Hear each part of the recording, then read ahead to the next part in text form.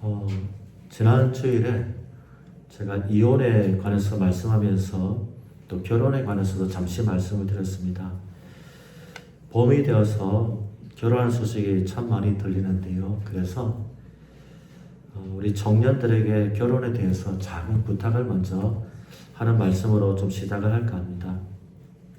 여러분, 결혼의 주인공은 분명히 신랑 신부 두 사람이 맞습니다. 두 사람이 빛나야 하고요. 또 두 사람이 축복을 받아야 합니다. 여러분, 그래서 그런지 요즘 결혼식은 좀 많이 바뀌는 것 같습니다. 첫째, 결혼식을 시작할 때에 양가 어머니가 나와서 화촉을 해서 촛불을 밝히는 게 있는데 요즘 그걸 안 한다고 합니다. 또 신부가 입장할 때에 아버지께서 신부의 손을 붙잡고 입장해서 신랑에게 건네주는데 그런 순서도 요즘 많이 사라진다 합니다. 더 나아가서 요즘은 결혼식 줄에도 없다고 합니다. 여러분, 이렇게 된 가장 큰 이유는 그 성평등 때문이라고 합니다. 즉, 더 이상 그 신부는 그동안 아버지가 맡아서 돌보다가 또 다른 남자에게 맡기는 그런 것이 아니라는 것이죠. 마치 그게 그렇게 되면 자꾸 그러면 여자는 남자의 도움이 없으면 못 사는 그런 연약한 존재로 보이기 때문에 그렇지 않다고 합니다. 즉, 신랑이나 신부나 모두 평등하고 당당한 어른이기 때문에 그렇게 없이 입장도 한다고 합니다. 또 이렇게 화촉을 밝히는 것도 굳이 다 커서 성인 남자 여자가 당당하게 스스로 힘으로 가정을 꾸리는 것이니까 꼭 무슨 부모의 도움이 받을 필요는 없다라고 합니다. 주례사를 안 하는 이유도 다 큰 성인들이 결정하고 가정을 이루는 것이지 굳이 누군가의 꼭 도움이 필요한 것이 아니다. 그런 당당한 마음으로 주례사를 빼기도 한다고 합니다. 여러분, 이해합니다. 또 그게 맞기도 하고요. 하나님도 결혼을 뭐라고 했냐면 내 부모를 떠나 둘이 한 몸을 이루는 것입니다. 여러분, 그러나 우리 믿는 자의 결혼식은 세상의 결혼과 다릅니다. 우리는 신랑 신부 두 사람만 결혼한다라고 말하지 않습니다. 여러분, 우리의 결혼은 하나님 안에서 신랑 신부가 결혼하는 것입니다. 근데 그 하나님께서 우리 결혼을 할 때에 먼저 신랑 신부가 둘이 새 출발한 것이지만 그렇게 새 출발할 수 있도록 그동안 돌봐주신 부모에 대한 마음도 여러분 잊지 말라고 하는 것입니다. 그동안 여러분이 큰 것은 부모님이 여러분을 잘 키우셨기 때문에 여러분이 새 출발을 하는 것이죠. 여러분, 그래서 물론 성평등도 중요하겠지만 신부가 아버지의 손을 나아가는 것을 성평등으로 보지 마시고 그동안 부모님께서 길러주신 것에 대한 감사하는 마음으로 여러분 그 순서를 보시면 좋겠습니다. 또 여러분, 우리가 시작할 때 어머니가 나와서 화촉을 밝히는 것도 그런 의미입니다. 부모님께서 새로 출발하는 그 가정을 화촉을 밝히듯이 축복하는 의미로 하는 것입니다. 부모의 축복을 받으면서 결혼한다는 것이죠. 여러분, 주례도 그렇습니다. 주례는 단순히 어른 몇 사람이 나와서 저 같은 어른이 나와서 덕담하는 것이 아니라 하나님이 새로 출발하는 신랑 신부를 권면하시고 축복하시는 말씀인 줄 믿습니다. 그러므로 신랑 신부 두 사람이 주인공이시지만 부모에게 감사하는 마음도 또 하나님의 축복을 받으면서 복된 결혼식을 할 수 있는 우리 청년들 되기를 부탁을 드리겠습니다. 여러분, 그리고요, 또 마지못해서 어쩔 수 없어서 안 믿는 사람하고 또 결혼을 하기도 합니다. 교회 안에 사실 남자와 여자의 비율이 남자는 3이고 여자는 7입니다. 그래서 신부가 참 하나님 잘 믿는 청년 남자를 구하는 것이 참 어렵습니다. 그래서 어쩔 수 없어서 믿지 않는 사람하고 결혼하기도 합니다. 저희 어머니도 그러셨고요. 최근에 제가 아는 목사님께서 딸 둘을 시집을 보냈습니다. 딸 둘밖에 없는 시집 보냈는데 믿지 않는 사람하고 사귀어서 결혼했습니다. 근데 참 잘했습니다. 뭐냐면 믿지 않는 사람을 사귈 때에 처음부터 교회를 데려와서 같이 예배를 드리겠습니다. 어느 교회냐면 본인의 아버지가 목회하시는 교회로 끝까지 와서 거기서 예배 드리게 하고 자기 아버지를 통해서 학습 교육을 받고 세례 교육을 받고 그런 다음에 아버지의 주례로 다른 분의 주례로 결혼식을 했습니다. 여러분 중에 혹시나 어쩔 수 없는 사정 때문에 믿지 않는 사람하고 결혼을 한다면 여러분도 그런 식으로 축복의 결혼식을 하시기를 주님의 이름으로 부탁드리겠습니다. 여러분, 오늘 예수님은 산상철교를 통해서 또 우리에게 이렇게 살아라 라고 말씀합니다. 무엇에 관해서 말씀합니까? 맹세에 관해서 말씀하십니다. 근데 지난 주일 말씀이 이혼에 관한 말씀이었고 오늘 말씀은 맹세에 관한 말씀입니다. 그러면 어떤 면에서 우리가 헤어지는 것은 사실은 평생 함께 살기 동안 그 약속을, 맹세를 우리가 지키지 못한 것이죠. 아니, 사실 여러분, 결혼 맹세만 아니라 우리 사람들은 맹세나 약속을 잘 못 지킵니다. 지키지를 못합니다. 그래서 하도 안 지켜서 뭐라고 하냐면 우리가 맹세나 약속할 때에 반드시 지키겠다는 뜻으로 보통 중요한 무엇을 걸고 맹세를 합니다. 걸고 내가 이걸 걸고 맹세하겠다. 여러분, 우리가 가장 많이 무엇을 걸고 맹세합니까? 돈이 많나 보군요. 목숨을 걸고 맹세합니다. 내가 목숨을 걸고 맹세하겠다. 혹은 가족을 걸고 맹세합니다. 내 부모를 이름을 걸고 내 부모의 이름을 걸고 내가 맹세한다. 또 실제로 우리 방금 말한 것처럼 돈을 걸고 전 재산을 걸고 내가 맹세도 합니다. 여러분, 한 달 오면 우리 선거가 있죠. 우리 이천시장도 선거가 있습니다. 많은 후보들이 나와서 자신을 뽑아달라고 하면서 약속을 합니다. 나를 뽑아주시면 이 약속을 지키겠습니다. 공약을 합니다. 어떤 이천시장 후보자는 다음과 같은 공약을 했다고 합니다. 첫째, 자신이 시장이 되면 우리 이천을 반도체 중심의 첨단 도시로 더 만들겠습니다. 둘째, GTX와 철도를 연계하는 광역교통망을 더 만들겠습니다. 셋째, 이 청년들의 주거복지를 많이 확대하겠습니다. 등등의 약속을 했다고 합니다. 저는 청년 자녀들이 있어서 그런지 그 청년 주거복지 그게 참 마음에 끌립니다.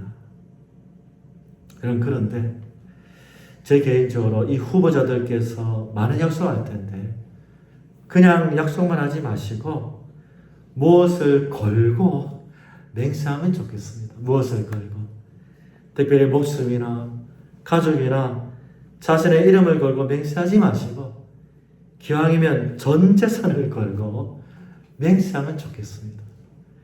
만약에 전 재산을 걸고 맹세하는 분이 있으면 저는 그 사람 찍어줄지도 모르겠습니다.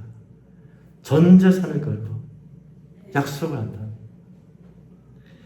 여러분, 왜 그러냐면 하도 맹세를 지키지 않는 사람들이 많아서 그렇습니다.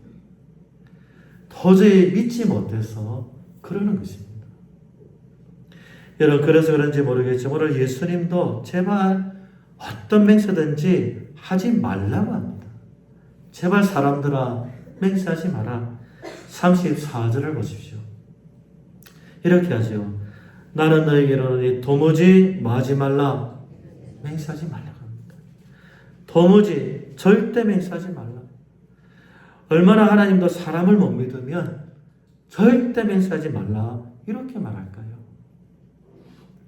여러분, 그러나 사실은 절대 맹세하지 말라는 말씀이 아닙니다. 성경을 보면 하나님 자신도 내가 이것을 맹세해서 말한다라고 말씀한 적이 있습니다. 하나님도 맹세를 하십니다. 따라서 여러분, 이 말씀은 정말 맹세하지 말라는 말씀이 아닙니다. 그 말이 아니라 첫째로 함부로 맹세하지 말라는 뜻입니다. 쉽게 맹세하지 말라는 것입니다.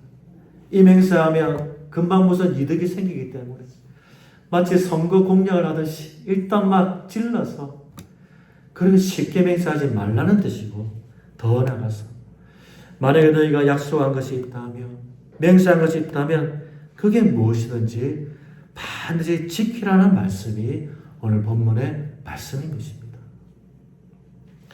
여러분, 사실 예수님께서 이렇게 말씀하신 이유는 그 당시 사람들이, 심지어 하나님을 믿는 사람들조차도 너무나 맹세와 약속을 쉽게 하고 또 쉽게 지키지 않았기 때문에, 거짓말쟁이가, 거짓말 성도가 너무 많아서 예수님이 이렇게 말한 것이었습니다. 우리 33절 말씀 같이 한번 읽을까요? 33절 말씀 시작. 또 옛사람에게 말한 바 헛맹세를 하지 말고 내 맹세한 것을 주께 지키라 하였다는 것을 너희가 들었으나. 옛사람에게, 이건 구약의 모세에게 말한 것입니다. 뭐랬냐면 헛맹세를 하지 마라. 거짓 맹세하지 말고 맹세가 있으면 반드시 지켜라. 왜 그렇겠냐면 레위기 19장 12절에 이런 말씀이 있습니다. 너희는 내 이름으로 거짓 맹세함으로 내 하나님의 이름을 욕되게 하지 말라. 무슨 말입니까? 너희가 거짓 맹세하면, 거짓말하면 누구의 이름을 욕되게 한다? 하나님을 욕되게 한 것이니까 거짓 맹세하지 말고 거짓말하지 말라는 것입니다. 너희가 거짓말하고 약속을 안 지키면 하나님을, 그게 하나님께 한 것만 아니라 사람에게 한 것도 너희가 약속을 안 지키면 하나님을 욕되게 한 것이니까 절대 거짓말하지 말라는 것입니다. 여러분, 그런데 우리가 거짓말하지 않고 살 수 있겠습니까? 안 됩니다. 거짓말 안 할 수 없습니다. 그러나 거짓말하면 하나님 욕되게 하니까 얼마나 부담되는 죄를 짓는 것입니까? 그래서요, 사람들이, 하나님 믿는 사람들이 이 말씀을 교묘하게 바꿔버렸습니다. 즉 뭐라고 했냐면, 하나님은 분명히 거짓말하면 안 된다는데, 욕되게 하면 안 된다는데 뭐라고 바꿨냐면 직접적으로 하나님의 이름을 걸고 약속한 것이 아니면, 직접적으로 하나님을 욕되게 한 것이 아니니까 해도 괜찮다, 이렇게 해석해 버렸습니다. 뭐라고요? 어떻게 약속한 것이 아니면 직접적으로 누구의 이름을 걸고 하나님의 이름을 걸고 약속한 것이 아니면 하나님을 욕되게 한 것이 아니니까 해도 괜찮고, 약속을 안 지켜도 하나님 욕되게 한 것이니까 괜찮다라고 해석해 버린 것입니다. 즉 약속을 합니다. 내가 약속 지키겠다. 그런데 누구 이름을 걸고 안 하면, 하나님 이름만 안 걸면, 그죠? 하나님 이름만 덜먹이지 않고 약속한 것이면 하나님을 욕되게 한 것이 아니니까 괜찮다. 안 지켜도 된다. 이렇게 딱 한 것입니다. 그래서요, 사람들이 이렇게 그 다음부터 약속하고 맹세를 합니다. 즉 하나님을 직접 거들먹이지 않고 맹세합니다. 하나님을 두고 맹세하는 것이 아니라 하늘을 두고 맹세합니다. 하나님 이름 걸고 맹세하는 것이 아니라 땅을 두고 맹세합니다. 예루살렘, 그 큰 예루살렘을 두고 맹세합니다. 자기 머리를 두고 맹세합니다. 자기 이름을 걸고 맹세합니다. 여러분, 중요하죠. 머리를 두고 땅을 두고 하늘을 두고 맹세하는 것도 대단합니다. 내 명예를 걸고 정말 대단합니다. 그러나 누구의 이름은 안 걸었습니까? 직접 입으로 하나님은 안 걸었습니다. 그러니까 하나님을 욕되게 한 것이 아닙니다. 안 지켜도 하나님 욕되게 한 것이 아닙니다. 그래서 괜찮고 약속을 자꾸 안 지키는 것입니다. 거짓말하는 것입니다. 이게 큰 죄라고 생각하지 않는 것입니다. 여러분, 그러나 오늘 예수님은 아니라고 합니다. 단호하게 거짓말을 합니다. 하나님을 욕되게 한 것이라 합니다. 약속을 지키라고 합니다. 그래서 34절부터 36절까지 교묘하게 했던 약속을 하나님께서, 예수님께서 단호하게 깨뜨리십니다. 우리 34절부터 36절 같이 한번 읽겠습니다. 시작. 나는 너에게 이르노니 도무지 맹세하지 말지니 하늘로도 하지 말라. 이는 하나님의 보좌이며 땅으로도 하지 말라. 이는 하나님의 발등섬이요 예루살렘에도 하지 말라. 이는 큰 임금의 성이며 내 머리에도 하지 말라. 이는 내가 한 터럭도 이고 검게 할 수 없으며. 34절을 보십시오. 하늘을 두고 뭐 하지 말라 합니까? 맹세하지 말란다. 왜요? 왜요? 하늘에 누가 계시죠? 하나님이 계십니다. 땅을 두고 맹세하지 말랍니다. 왜요? 땅은 누구 것입니까? 하나님 것입니다. 예루살렘 성, 그 성을 두고 맹세하지 말랍니다. 왜요? 예루살렘 성의 성전에 하나님이 계십니다. 머리를 두고 내 이름을 걸고 내 자신을 걸고 맹세하지 말랍니다. 왜요? 내 머리나 내 자신은 누구의 것입니까? 하나님 것입니다. 하나님이 안 계신 것이 없고 하나님이 관계가 안 된 것이 없고 모든 것이 하나님의 것입니다. 그러므로 여러분, 하늘을 두고 맹세하는 것은 하나님 두고 맹세하는 것입니다. 내 자신을 걸고 맹세하는 것도 하나님을 두고 맹세하는 것입니다. 어떤 것을 두고 맹세하든지 전부 다 하나님의 이름을 걸고 맹세하는 것이기 때문에 지켜야 된다라고 말씀하시는 것입니다. 믿으십니까? 이 말씀입니다. 여러분, 제가 다닌 신학교에 가요. 대학교 때에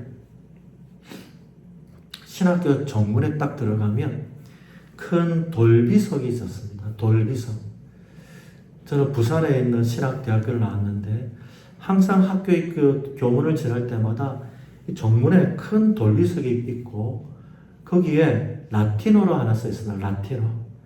라틴어로 뭐라 써 있었냐면 코람 데오라고 적혀 있었습니다. 따라할까요? 코람 데오. 뜻이 뭡니까? 하나님 앞에서.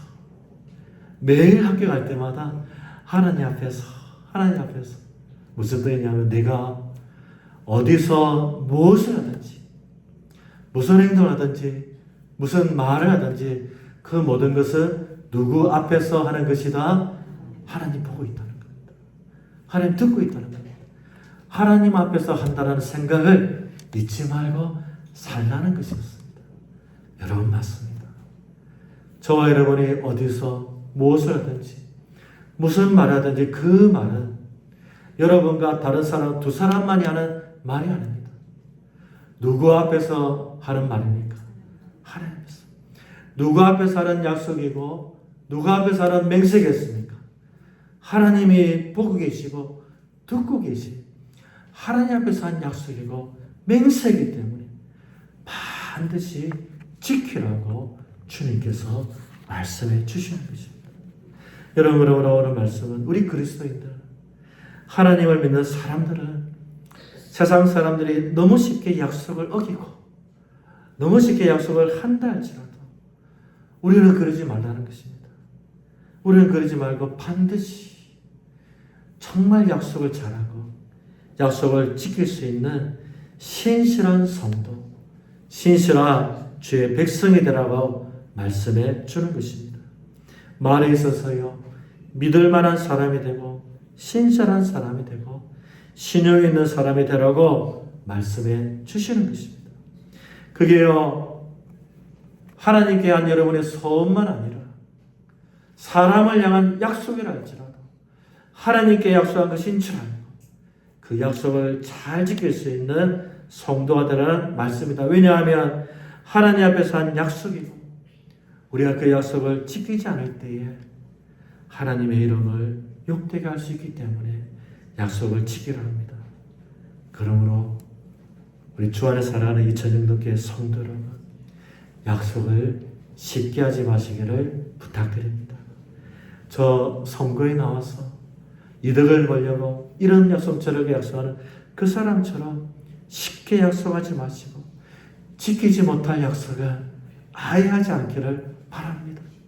혹시 우리 청년들 정말 내가 저 여자를 만나고 싶어서 저 사람을 사귀고 싶어서 너무 부풀려서 말하지 마시고 솔직하고 진실되게 약속하시고 혹시나 여러분 약속한 것이 있다면 반드시 지킬 수 있는 저와 여러분 되시기를 주님의 이름으로 부탁드리겠습니다.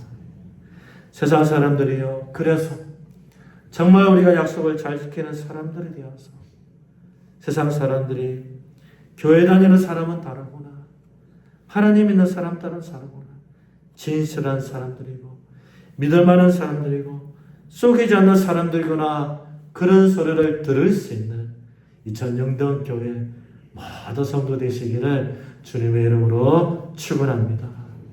옆 사람을 합시다. 당신은 정말 믿을 만한 사람입니다. 할렐루야. 여러분 요한복음 8장 44절에요. 사탄을 뭐라고 표현하냐면 거짓말쟁이랍니다. 거짓말쟁이. 하도 거짓말을 잘했어. 그래서 거짓의 아버지라고 할 정도로 사단의 특징은 거짓말, 뻥을 잘 치는 것입니다. 여러분, 그래서요, 사탄은 항상 우리에게 거짓말을 말하게 합니다. 쉽게, 때로는 이득을 얻기 위해서, 때로는 위험을, 불이익을 벗어나기 위해서 거짓을 말하게 합니다. 거짓을. 심지어 거짓말하는 것을 부끄러워하지 않게 하고, 큰 죄가 아니라고 자꾸 속입니다. 여러분, 그래서요, 우리 사람이요, 태어나면 가장 먼저 짓는 죄도 뭐냐면 사실은 거짓말입니다. 여러분, 아이가요, 다 그렇지는 않겠지만 자기 표현을 하게 되고 말을 하게 되면 제일 먼저 뭐부터 잘 배우냐면 속이는 것을. 그처럼 순수한 아이들도 금방 이렇게 잘 속이는 것 같습니다. 엄마도 속이고요, 아빠도 속이고요. 안 그런 아이도 있겠지만 아이가 참 그런 것을 잘하는 것 같습니다. 우리가 죄 가운데 태어나기 때문에 그렇습니다. 여러분, 우리나라에 가장 많이 저지르는 범죄도 뭐랍니까? 사기죄라고 하죠. 속이는 것입니다. 많은 사람들을 우리가 죄인이기 때문에 많이 속이는 것이 이 사회입니다. 이 세상입니다.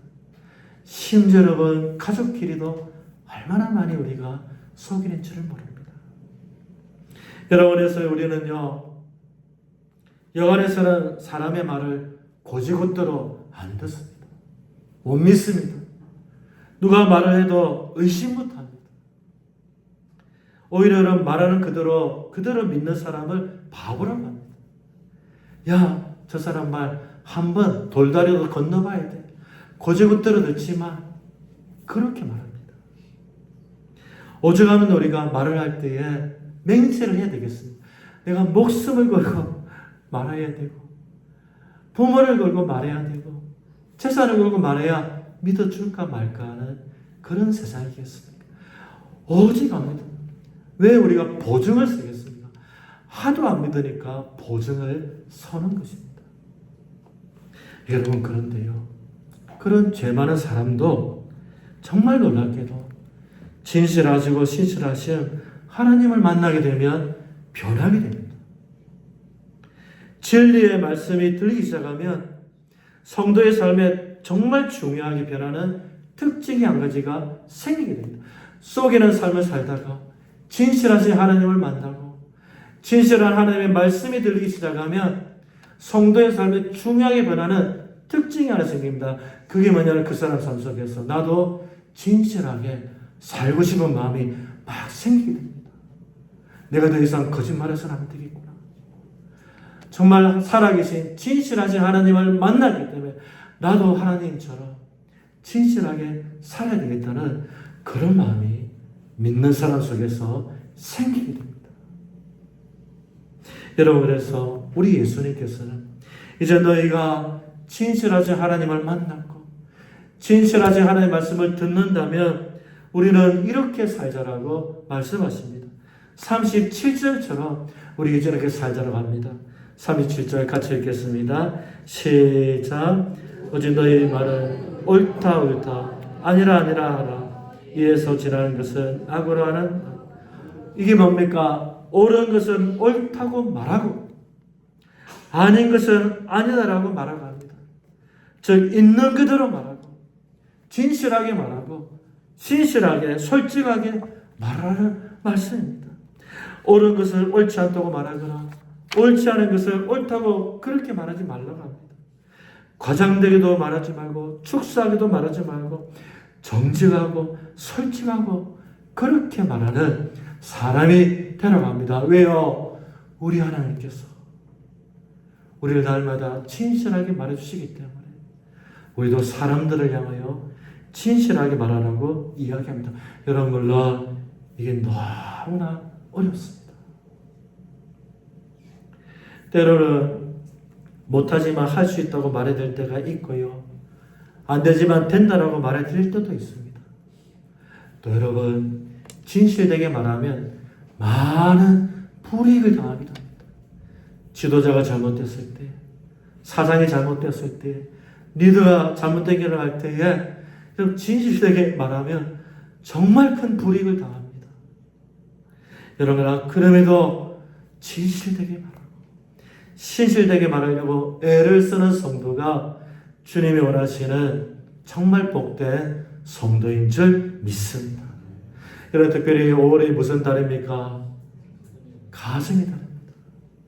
여러분 그러므로 가정 안에서도 저와 여러분이 진실하고 신실할 수 있는 모든 가족들 되시기를 부탁드리겠습니다. 어린이날이고요. 어버이날이고요. 특별히 5월달 첫째 이 주간은 어린이 주간입니다. 그렇다면 여러분 우리 가정 안에서도 먼저 진실하시고 신실해야 될 텐데 오늘 어린이 주를 맞이하여서 우리 부모님들께서 사랑하는 자녀들에게 진실하시고 신실할 수 있는 좋은 부모님 되시기를 부탁을 드리겠습니다. 여러분 골로새서 3장 21절 말씀에 이런 말씀이 있습니다. 아비들아 너희 자녀를 뭐하지 말라? 노엽게 하지 말라. 아이들이 화나게 하지 말라. 낙심할까 함이니라. 자녀들이요 부모 때문에 화를 내기도 하고 낙심하기도 합니다. 여러분 혹시나 우리가 부모로서 진실하거나 신실해야 되는데 그렇지 않고 아이들에게 한 약속이 있는데 애야 내가 이거 해주겠다는 약속이 있는데 그 약속을 지키지 못해서 내 아들과 내 딸들이 화를 내게 되고 낙심하게 된 것은 없는가? 여러분 저와 여러분이 돌아보기를 바랍니다. 애야 내가 엄마 아빠로서 너에게 이렇게 할게. 좋은 부모 될게. 좋은 엄마 될게. 좋은 아빠 될게. 내가 너에게 정말 이런 건 안 할게라고 약속했는데 그 약속을 지키지 못해서 아이가 말은 못하지만 마음이 상하고 낙심하고 있지 않는가 돌아보게 됩니다. 사랑하는 여러분 우리에게는 아버지가 있습니다. 어디에 계십니까? 여기 계시죠. 하나님 아버지는 신실하시고 진실하시고 약속을 끝까지 지켜주시는 좋으신 하나님 아버지인 줄 믿습니다. 그러나 자녀된 저와 여러분은 약속을 못 지킵니다. 하나님 앞에 한 약속들을 얼마나 못 지키는지 모릅니다. 주여 하나님 앞에 제가 이렇게 살겠습니다. 저렇게 살겠습니다. 정말 우리는 약속을 못 지킵니다. 아버지의 마음을 얼마나 아프게 하는지 모릅니다. 가까이 있는 성도 한 사람도 내가 인내하지 못하고 품지 못하고 참 사랑하지 못하는 것이 정말 우리 자식된 마음입니다. 그러나 놀랍게도 그럼에도 불구하고 저와 여러분이 이렇게 사는 것은 한 가지 이유밖에 없습니다. 우리의 하나님 아버지께서 이렇게 부족한 우리를 끝까지 사랑하시고 이런 우리 자녀들을 여전히 인내하시고 사랑으로 돌봐주시기 때문에 약속을 지켜주시기 때문에 저와 여러분이 이렇게 사는 줄 믿습니다. 여러분, 그렇다면 이 가정의 달을 맞이하여서 오늘 주님이 말씀하십니다. 세상은 정말 약속을 함부로 하고 약속을 안 지키지만 우리는 하나님의 그 신실한 약속을 받고 복을 받고 있으니까 너희들도 특별히 가정의 달을 맞이하여서 약속을 잘 지키는 부부가 되고 부모가 되고 그 신실한 약속의 은혜를 받는 복된 가정 되라고 말씀하십니다. 특별히 어린이 주를 맞이하여서 우리 자녀들이 부족합니다. 허물이 많습니다. 말을 안 듣습니다. 그럼에도 하나님 아버지가 나를 사랑하듯이 이 자녀를 향해서 끝까지 축복하시고 약속을 지키셔서 복된 가정을 만들 수 있는 우리 모두 되시기를 주님의 이름으로 축원합니다. 다 함께 찬송가 559장 함께 찬송합시다.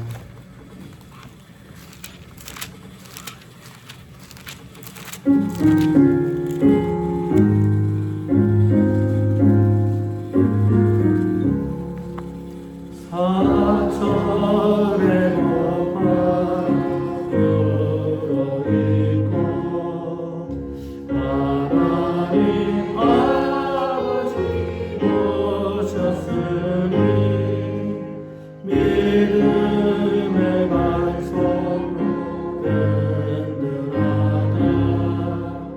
우리 지체가 동산이라 고마워라 임마누엘